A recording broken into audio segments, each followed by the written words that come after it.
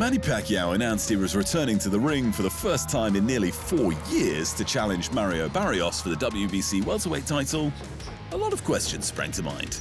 But there was one question that stood head and shoulders above the rest.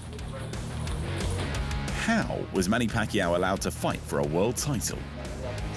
The boxing senator from the Sarangani province in the Philippines, the 8-division world champion, the 4-time welterweight champion of the world, Manny "Pac-Man" Pacquiao. Now, let's be clear, Pacquiao is a living legend. The man is a one-man weight class migration chart. He's fought across 10 divisions and has won titles in 8, from flyweight to junior middleweight, like he was filling out a loyalty program punch card. He has a record of 62-8-2 with 39 KOs, and he was a first ballot Hall of Famer as soon as he became eligible. Not future Hall of Famer, mind you. Inducted, as in the plaque was printed, the invite was out, and the speech was hopefully written by a speechwriter. Since turning pro in January of 1995, only 5 male fighters have laced up the gloves after being enshrined at one Hall of Fame drive, Canastota. It's not common, it's not even semi-common, it's a bit absurd.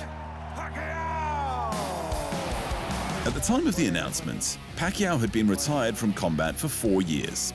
Unless you count politics, which in the Philippines, it might be. In that time, he fought just once, an exhibition bout against a Japanese kickboxer who didn't do Pacquiao any favors. He could have at least pretended to fall over for the old man. But why did Pacquiao take that fight? My future plan, I might fight again in a real fight this year. This is good tune-up for me to come back in boxing. He was planning his comeback, which seemed like a bad idea considering his last real fight was a wide decision loss to Yordenis Ugas.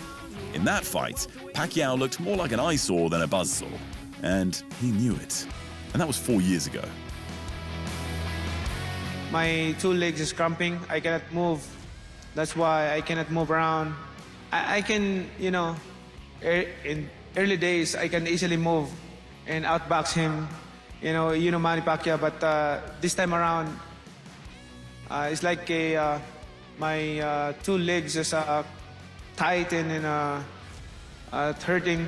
Yet, there he was, in 2025, 30 years after his first professional boxing bout and 4 years after he retired, waltzing back into a pub like a barfly who should have been cut off hours ago. Why did the bouncer let him back in? I'll tell you why. Because it wasn't a bar, it's boxing.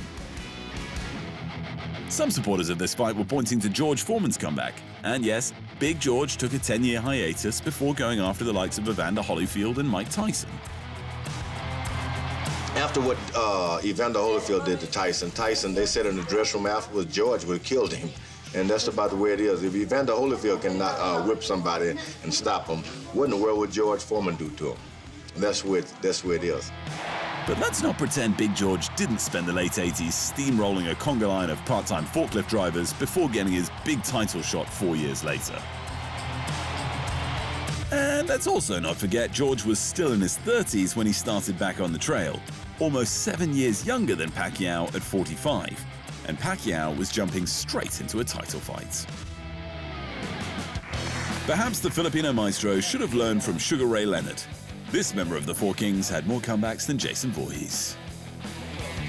I am indeed coming back to fight. While he's also a top 25 all-time great, at least he had the good sense to not take on a world champion at the age of 40 and after a 6-year layoff.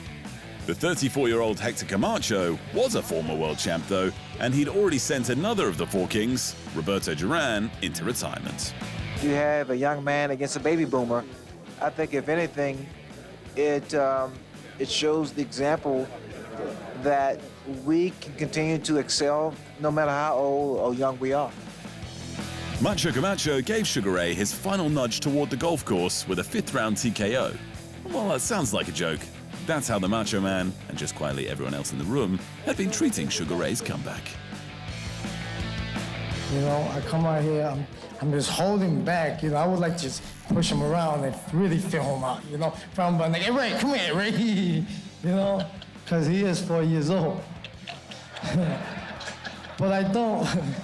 But I don't, because I don't want you on my back. You know, this macho man, he's really, really disrespectful, you know what I'm saying? As mentioned earlier, Pacquiao decided to skip the whole work your way back part. No tomato cans or tune-ups, just straight into a world title fight at 45 years of age. And that brings us to the WBC's latest bit of magical realism: the right of a former champion to request an immediate title match upon their return. What a load of bollocks. It sounds a bit like the champion in recess designation, which is the title the WBC gave Terence Crawford when he moved up to junior welterweight. This is a bit like purgatory for champions. They're not injured, but they're somewhere between active and inactive, at least in the division. So the champion in recess was invented to let a superstar keep a belt and their earning potential for the WBC while trying something different. But Pacquiao wasn't trying something different. He was retired. And worse still, he didn't have a belt. This nonsense rule sounds more like the WBC's champion emeritus status, most famously associated with Vitaly Klitschko. After the heavyweight champion retired in 2005, the WBC gave him this new title as a way to guarantee him a shot at the belt upon his inevitable return. And they were right to wait. 4 years later, Klitschko, unretired, immediately won the world title back and then demolished 8 men in quick succession before retiring again and being recrowned as the champion emeritus. This time though, Vitaly stayed retired. Forever. Like someone who stepped out with his brother in 2012 to fight fascists and is still fighting fascists to this day. Everyone have to understand. We fighting for our country, defending our city, defending our family and children. But every one of you have to understand, we're defending you personally. The WBC is clearly still waiting for the Ukrainian to call. But again, this isn't the same situation. Vitaly went out on top, while Pacquiao went out on a loss.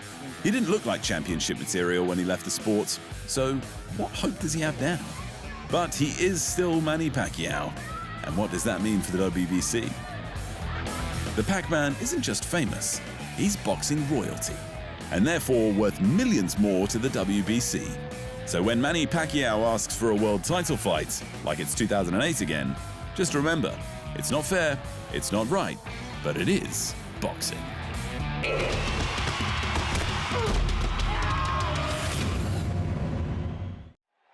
Thanks for watching, and remember, if you want more fight sports in your life, just hit the subscribe button.